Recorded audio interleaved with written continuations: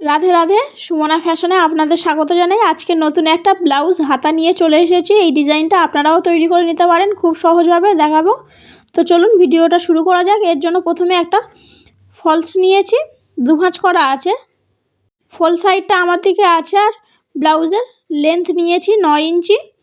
8 ইঞ্চি ব্লাউজের ঝুল, আর 1 ইঞ্চি সেলাই মার্জিনের জন্য চলে যাবে। রেডি হওয়ার পরে কিন্তু 8 ইঞ্চি এসে যাবে।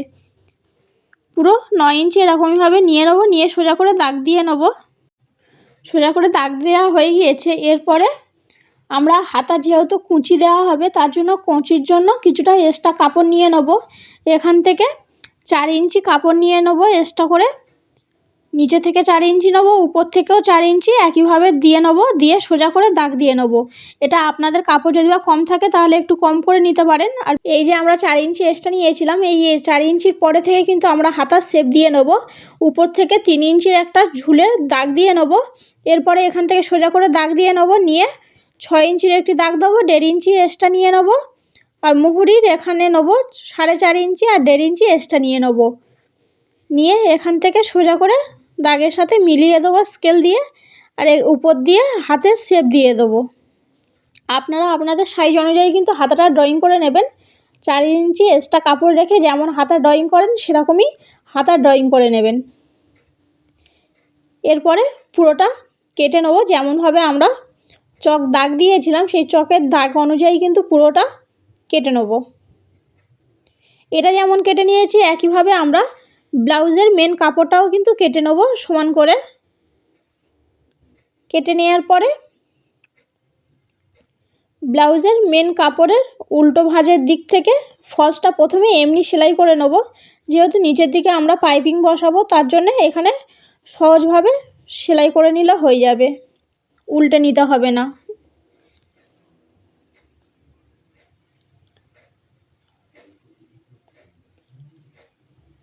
পুরোটা কিন্তু সেলাই করে নেব। সেলাই করে নেওয়ার পরে যেটা বাড়তি কাপড় থাকবে কেটে বাদ দিয়ে নিতে হবে।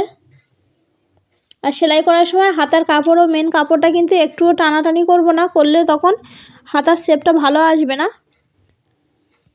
আর যারা নতুন আছেন তারা কিন্তু আটা দিয়েও জয়েন্ট করে নিতে পারেন, তারপরে মেশিনে সেলাই করে নেবেন।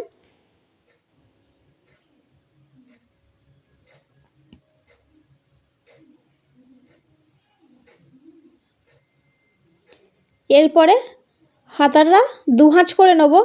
দু ভাঁজ করে নেওয়ার পরে আমরা 4 ইঞ্চি এক্সট্রা নিয়েছিলাম, তার জন্য 2 ইঞ্চি 2 ইঞ্চি করে দুটো দাগ দিয়ে নেব।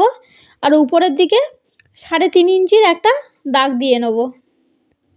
প্রথমে 3 ইঞ্চি নিয়েছিলাম, তারপর অনেকটা ছোট মনে হচ্ছিলো, তার জন্য 3.5 ইঞ্চি দিয়েছি। আপনারাও 3.5 ইঞ্চি দিয়ে নেবেন। তারপরে মাঝখান বরাবর থেকেও 3.5 ইঞ্চির একটা দাগ দিয়ে নেবেন। আর মাঝখান বরাবর পাশ দিয়ে আবার 2 ইঞ্চি সাইডে দাগ দিয়ে সেখান থেকে 3.5 ইঞ্চি একইভাবে লম্বা করে দাগ দিয়ে নিতে হবে। এরকমভাবে দাগ দিয়ে নিয়েছি। নেওয়ার পরে আবার একইভাবে আমরা ফোল্ড করে নেব, নিয়ে সেলাই করব। ফোল্ড করার পরে প্রথমে কিন্তু আমরা শেষের দাগটাই সেলাই করব না, প্রথমে যেই দাগটা আছে দিয়েছি ওই দাগে কিন্তু 3.5 ইঞ্চি অবধি যতটা দাগ দিয়েছিলাম ততটা অবধি কিন্তু সেলাই করে নেব। আর সেলাইয়ের শেষে কিন্তু চাপ সেলাই দিতে হবে। এরপরে এটা এরকমইভাবে উল্টে নিয়ে এরকমই চেপে নেব। আমি যেমনভাবে নিচ্ছি আপনারা কিন্তু এরকমইভাবে চেপে নিয়ে নেবেন। তার আগে এখান থেকে 2 ইঞ্চি 2 ইঞ্চি করে দাগ দিয়ে ছোট করে কেটে নেব। এখানে আমাদের কুঁচি দিতে হবে, তার জন্য 2 ইঞ্চি করে কেটে ছোট করে কেটে নিলে বোঝার সুবিধা হবে যে এখান থেকেই আমাদের কুঁচি দিতে হবে। এরপরে এটা এরকমইভাবে সমানভাবে পেতে নেব। দেখতে পাচ্ছেন আমি যেমনভাবে পেতে নিচ্ছি এরকমইভাবে কিন্তু আপনারাও সমানভাবে এটা পেতে নেবে। চাইলে ইস্ত্রি করে নিতে পারেন।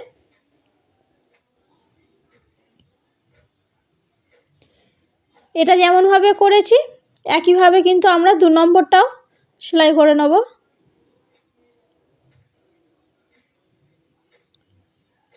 3.5 ইঞ্চি অবধি দাগ দিয়েছিলাম, ওই 3.5 ইঞ্চি অবধি কিন্তু সেলাই করব। আর এখানে একটু চাপ সেলাই দিয়ে নিতে পারেন বা এরকমই ঘুরিয়ে সেলাই করে নিতে পারেন।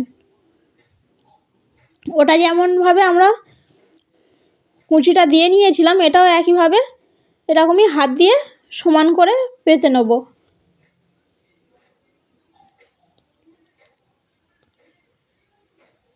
নেওয়ার পরে আমরা প্রথমে যেই প্লেটটা আছে সেটা কিন্তু এরকমইভাবে উল্টে দেবো, দিয়ে সেলাই করে নেব।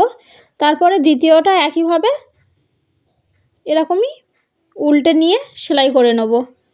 ওই সাইডটা যেমনভাবে উল্টে সেলাই করে নিয়েছিলাম এই সাইডটাও একইভাবে উল্টে সেলাই করে নিতে হবে।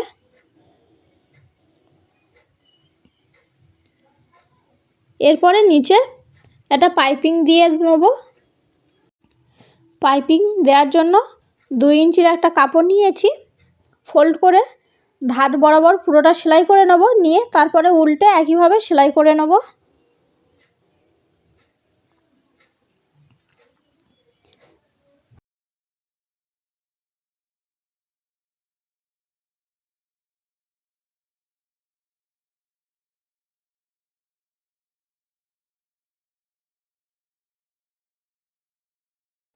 এরপরে এখানে 2-3টে বোতাম লাগিয়ে নেব। আপনারা চাইলে পুঁতি লাগিয়ে নিতে পারেন।